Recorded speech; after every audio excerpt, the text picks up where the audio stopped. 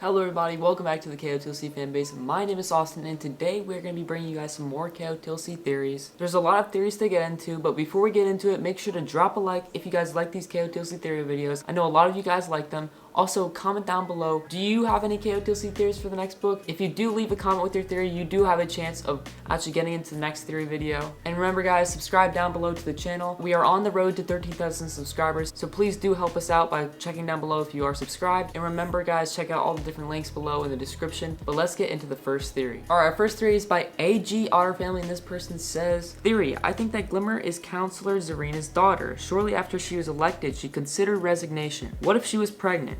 And maybe Councillor Derek or Noland is the father. They're next to her in the unlocked picture of the council. And since councillors can't have families, the rest of the council told her she could have the child but couldn't keep the baby. So maybe Zarina gave Glimmer to a different elven family. That family didn't like Glimmer because she caused them to always be watched by the council, so they kinda ignored her. Gisela heard about this ignorant flasher and took her under her wing. That is a very good theory. I actually never thought about really where Glimmer came from. All we know is she's like this mysterious, we don't even know if she's a kid. I was about to say, she's a mysterious kid, but we don't even know her age. So there is a good, chance that maybe she was one of the councilor's kids. But we could definitely see that maybe Councillor Zarina had a kid, dumped her off to another elven family because she's not allowed to keep them. And then, this family is like, oh man, the council's watching us. There's this, secret baby, and, maybe they dump her off to Lady Gisela. That could be a definitely possibility. But there is one big thing that I think would actually deny this theory, maybe, debunk it a little bit, is that if the council did see Zarina was pregnant, which is, it's kind of easy to tell if someone's pregnant, then they probably would actually kick her out of the council because you're not allowed to be with someone, and if you're pregnant, that means you're probably with someone.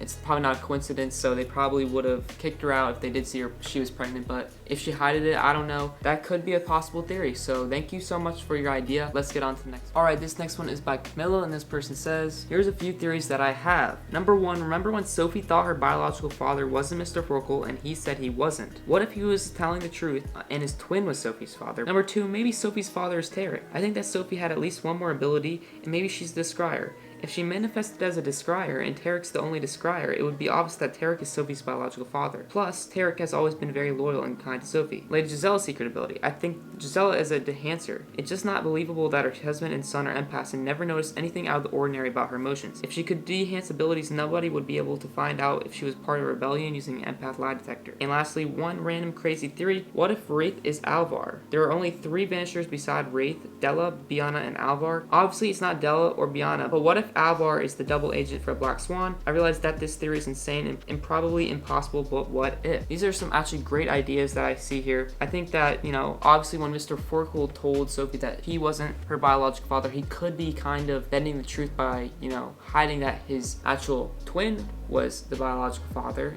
That could definitely be an idea, but I probably don't think so. I think it's someone that we don't know, or like a new character that might be introduced into the series in the next 2 books or so. And I do agree with you on your second point, where if Sophie does manifest another ability, and I think that's what Mr. Forkle is hinting at, that Sophie probably has, 1 or 2 more abilities that we'll probably see in the next book or so, because she's just always manifesting. At this point, Sophie has so many abilities, so I just don't think that Shannon would give her ability just to be a describer. I think that's just kind of lame, and what use would the Black Swan need in, making Sophie a describer, because they could just use Tarek. So I actually don't really agree with this one, but there's obviously, of course, a possibility. I'm never gonna say that any ideas are wrong. And then I also like your theory about the de-enhancing ability. We have Sophie enhancing people, strengthening people's abilities, and then Gisela de-enhancing. I actually never had thought of that. Maybe that is a real ability and Gisela has it. She really did cloud the truth a lot with her family. She forced a lot of things to Keefe and Lord Cassius to do, and she kind of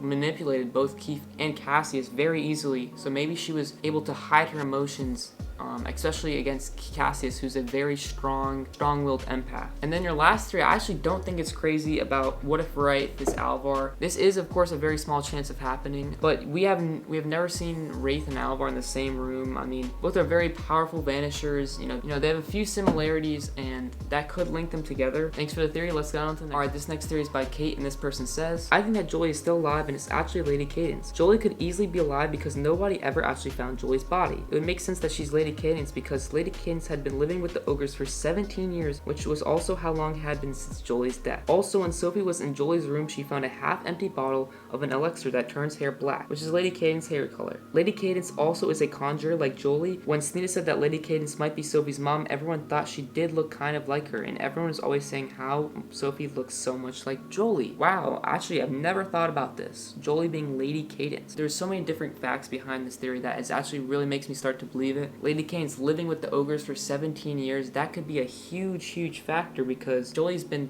she's probably been gone for at least 17 years. I actually don't know the date. If anyone knows that, comment it down below. I don't know how long Jolie's been gone for, but she lived with the ogres, so that could work. Also, the hair dye making Jolie turn into a black-haired girl, that could work. But yeah, that was a great theory. I actually never had thought about that because I've seen so many different Jolie theories, and I've never heard anyone say that Jolie's Lady Cadence. You're right. We don't know where Jolie's body is. We don't know if she's truly dead, so we can only speculate about if Jolie is actually alive. But thank you for the theory. Let's get on to the next one. Alright, this next one is by Julia Myers, and this person says, here's my theory about Jolie being alive. I think that Jolie is Tinker, and here are my supporting facts. Number 1, Tinker is deathly afraid of fire, and that would make sense if she was actually Jolie. Number 2, it says when we first meet Tinker that even Mr. Forkle doesn't even know who her identity is. Number 3, Edeline, Jolie's mother is sisters to Julene Disney, who is mothers to Dex, who is a technopath. So now we know that Jolie could have had enough dormant technopath genes that she could have manifested during the fire and escaped. Well, another theory about Jolie, which I love to speculate about, as I said in the last comment. And again, this is not a theory that I would actually ever thought about. Jolie being Tinker. How do you guys feel about this in the comments? I would love to know because we really have no idea who Tinker is. We just know that Tinker is one of the strongest technopaths in the Elven world that is kind of mentoring Dex. So maybe Dex actually knows who her identity is and trying to keep it secret. But the fact is, we don't know who Tinker is, and that could bring up a lot of speculation about who Tinker is, and could that be Jolie? I love your first point about,